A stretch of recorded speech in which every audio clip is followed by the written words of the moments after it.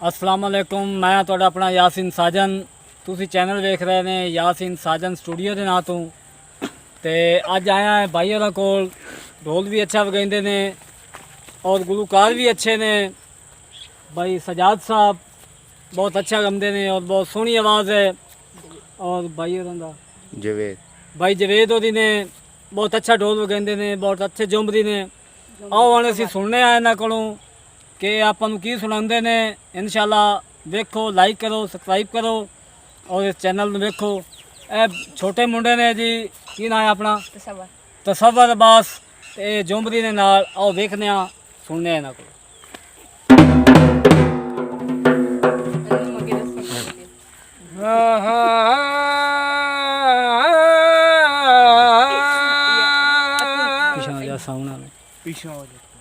दरक दगे वाज वफादारियां दे मैनू देनिया ढोल तसलियां।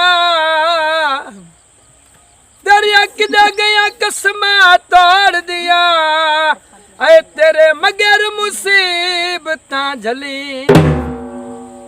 तेरा हक ना बनदा बिल कंड कर लगना। रब आप करे सी भलिया औखे दे लगे तर अबास जांदे ऐ गल्ला जग तेरा दिया खली। सब्जी तोल गई है तोड़ निभावन दी ऐसा ढोल नू भूल गई। स्पेशल गीत है भाई जान।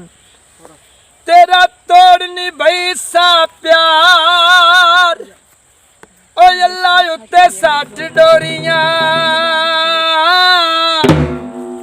है मेरी गल दा कर इतबार। अल्लाह उत्ते 60 डोरियां